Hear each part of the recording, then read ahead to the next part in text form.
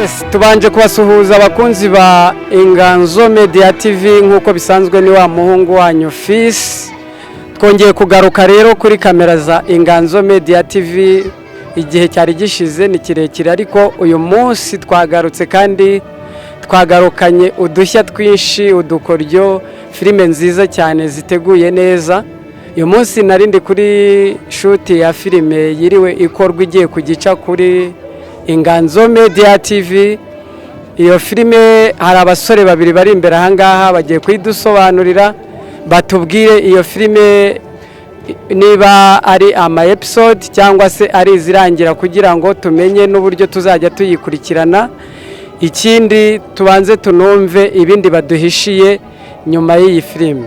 Turabakiriye kuri kamera za Inganzo Media TV. Reka mpere kuri uyu musore wo haruguru ufite bag aratwibwira narangiza atubwire n'icyo baduhishiye kuri Inganzo Media TV. Bakunze ba Inganzo Media, umugoroba mwiza, maze iminsi tutari kumwe nk'uko bisanzwe, ariko ndagira mbabwire ngo uyu munsi twagarukanye udushya. Twari tumaze iminsi tujagaraye duhuza bitewe n'impamvu z'akazi cyangwa se n'imyandikire ya filime twateguraga kugira tuzabagezeho ibintu bizima, ariko ndagira mbabwire ngo twagarutse. Ni wa musore wanyu musanzwe muzi ni Ken, ariko ntago ndi umusore, ngende umupapa. Ndi umupapa kabisa. Yes, Kenny, tutararenga aho ngaho tubwiye yuko hari filime mwarimo gutegura cyangwa se yabafashe igihe kugira ngo mube mutaherukaga kugira icyo muha abafana. Ndagira ngo uduciremo muri makeya kuri iyo filime uko yaba yitwa n'uburyo wenda yaba iteguye kugira ngo utangire udutere n'amatsiko. Ni projet ndende twari turi gutegura. Nago filime ari ikintu utekereza uyu mwanya ngo uhite uvuga ngo nyisize ku isoko, nago byashoboka. Ni ikintu ubanza gutegura ugafata igihe, sibyo? Wamara kugitegura ukavuga ati reka nyigeze mu banyarwanda n'abo hanze y'igihugu, sibyo, n'abaturanyi b'imande n'imande. Ariko ndagira mbashishikariza yuko turahari, tugiye gukora, tugarukanye imbaraga nshyashya nk'iza mbere twatangije, kandi hari byinshi turi buhindure, hari na byinshi turi bwongeremo, sibyo? Nagiraga mbabwire ngo umuhate wanyu n'ubushake n'umurava mugenda mutugaragariza nibyo bizajya bitwongerera imbaraga zo gukora cyane. Nashishikariza rero abantu bose gukurikira Inganzo Media bari hirya no hino. Ni channel nziza kandi dukeneye ubufasha bwanyu kugira twamamaze ibikorwa byacu cyangwa se impano ziturimo kuri buri umwe wese. Yes, Kenny, agira ngo rero utubwire ese ku Nganzo Media TV uri muntu ki? Ese uri umukinnyi usanzwe kuri iyi channel cyangwa waba ufite n'ibindi ushinzwe kuri iyi channel? Kuri iyi channel Inganzo Media ni njyewe navuga big boss wayo. Nkaba ndi n'umukinnyi wa filime, ariko ntago nkunda kugaragara mu mafilime yose twakinnye, ariko mbikora gake, sibyo?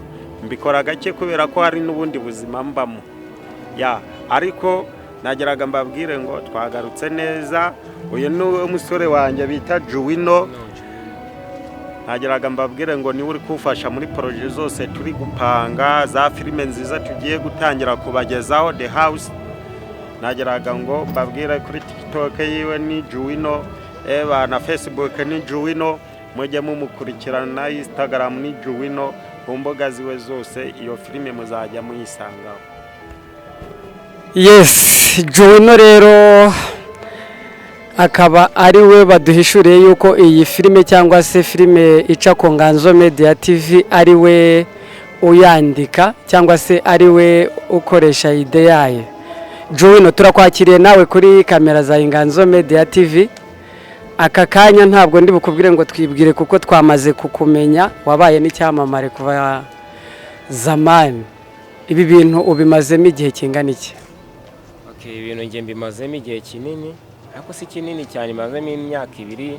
Simuvi gusa nandika, ndi umughost writer w'indirimbo, nkaba n'umuscript writer, story writer.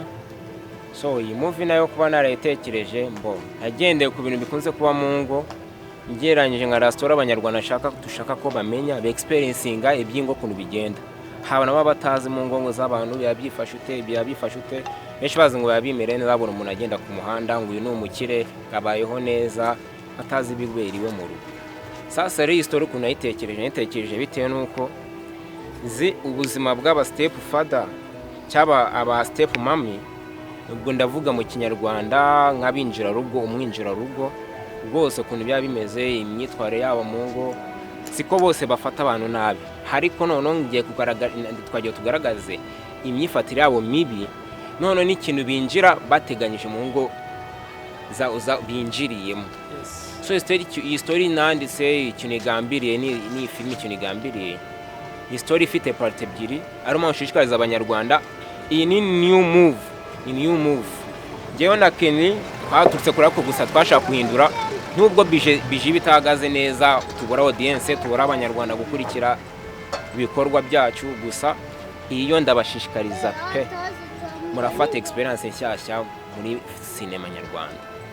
So impamvu ni byose mbivugaho mbikomentaho, muri mu Vinyarwanda mukunda kumvamo ibintu amakomedi ibiki ariyo muri mu zindi channel zose ari komedi, gusa ikintu mbazaniye cyo ni gishya ni new age tugiye kugeramo ya 2025, tugiye kwirangiza 2026 tuje muri movement nshyashya. Ariyo mpamvu mbwira abanyarwanda mukurikire channel Inganzo Media, udushya twose no tuzayaduca twakoze kuva kera, gusa ibi bigiye kuza byo nyuma y'ibi ngibi muri uwo mwaka, muri uku kwezi kwa 12 ni new move. Nabishimiye cyane kandi ndabifuza kubikurikirana cyane, murakoze rwose. Yes, reka tugushimire kubera yuko uvuze ibintu bikomeye kandi usobanuye icyo iyi filime yaba igamije, ariko numvishe mu bintu irimo kwigisha hari urubyiruko tutazajya tuyireba, kuko numvishe iri ku bintu by'abinjira rugo n'iki, banza urubyiruko mutararutekerejeho wenda ngo habe harimo n'inyigisho z'urubyiruko, nacyo wakitubwiraho ntago wagenda utakimbwiye. Byo nabikubwiye nge nabanje kukubwira ko ari parite ebyiri. Parite ya mbere ariyo ngiyo nakubwiraga, gusa parite ya kabiri irimo kwigisha urubyiruko ruri hanze rujya mu bintu by'inkundo, rukasamana mu bintu by'inkundo, ejo bundi babateye amada, babuze ibitekerezo, babuze ibindi bintu bakora, basanga hanze byabananiye, ntibazi no kumentioninga cyane cyane nje mu bintu by'inkundo. Urubyiruko nirwo rukunda kubacingangakisha hirya no hino, nanjye ndurubyiruka ko ntabwo ndi muto, narwo nshaje cyane, gusa mfite mindset yo kuba nakerekezaho guhindura urubyiruko rw'u Rwanda nk'abandi bose n'abasize. Urubyiruko rero ikintu ushaka kubashishikaza muri iyi movie ikintu kirimo, namo urubyiruko kuko rufalinga muri love, rujya mu rukundo. Kwamara kujya mu rukundo rero ugasanga rutaye ubwenge muri bwo, usanga nk'imikorere yawe n'umwana w'umukobwa uri kwiteza imbere, urimo urakora uri kwiteza imbere, ugasanga ugiye muri ibintu by'inkundo, mu bintu byo gusamara, bigushize muri manka, usanze amafaranga akoraga ntacyo nagufashije. Ni wa mukobwa ubutegereje ngo umuhungu mwitaho happy rwose. Ibi no kujya mbayeze isomo na rubyiruko. Yes, reka tugushimire cyane, ndumva warabashije gutekereza ku mpande zose, kandi natwe nk'abanyarwanda turahari. Ndagira ngo nshishikarize buri umwe wese kugira ngo aze dushyigikire iyi channel ya Inganzo Media TV, tureba filime zinyuraho, njya mbona hari n'ibiganiro binyuraho byiza cyane kandi bifite inyigisho. Iyo filime igihe yafashe natwe turabasezeranya yuko tuzayikurikirana kandi izagera kure, tuzayigeza ku bashoboka bose. Yes, murakoze rero, reka twongere dushimire abakunzi badukurikirana umunsi ku munsi, abari mu Rwanda, Amerika, Afrika, Aziya ndetse n'Uburayi. Mudahwema kutwereka yuko mudushyigikira buri munsi. Nimukomeze rero mufate aba basore bacu amaboko mubashyigikire.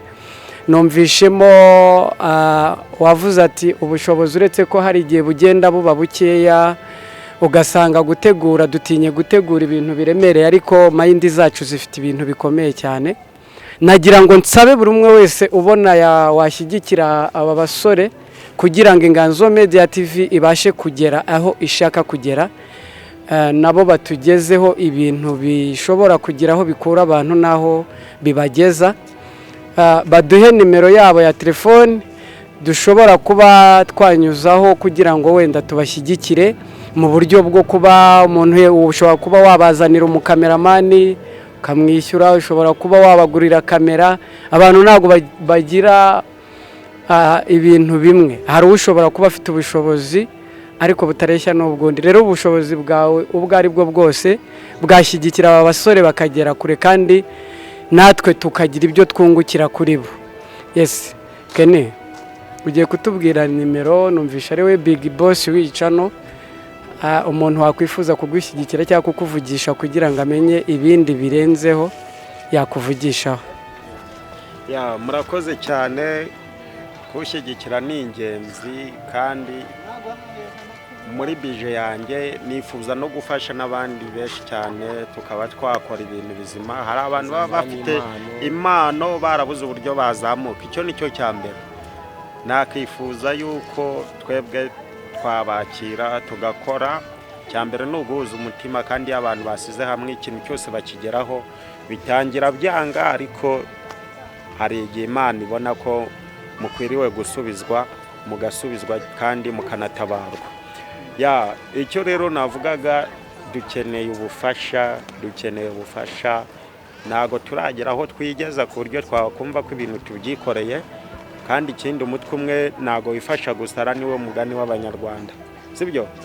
Rero dukeneye ubundi bufasha buturutse mu maboko y'Abanyarwanda, mu maboko y'abanyamahanga, kuri buri umwe wese wagira umutima wo kudufasha. Kuri nomero yadufasha mu bundi buryo bwo kuba twahura, akaba yadukorera ubuvugizi, tukajya tunyuza filime yacu ku mateleviziyo runaka, nabwo yabakoze cyane. Uwumva afite umutima yadufasha kuri iyi nomero 079 42 31 41 ni 079 42 31 41. Murakoze cyane, amahoro y'Imana akomeze kubana namwe, kandi Uwiteka ajya bashoboza kudushyigikira. Murakoze cyane. Yes, reka mbashimire rero kubw'ikiganiro cyiza muduhaye, kubwo kutubwira ibyo muduhishiye. Mwakoze namwe gufata umwanya wanyu kugira ngo muganirize abadukurikiye, yaba bari mu Rwanda no hanze. Mukomeze mukore iby'ubushobozi bwanyu, natwe turahari kugira ngo tubashyigikire mu bushobozi dufite. Ndagira ngo mbwira abadukurikira rero, filime nakagaruka, ibiganiro ibyiza byose ni kuri Inganzo Media TV. Ntimukajye muhwema kureba, mukande subscribe, like, share and comment kugira ngo mujye mubasha kubona filime yasohotse uwo munsi. Sawa, mugubwe neza, turabakunda cyane. Ciao ciao.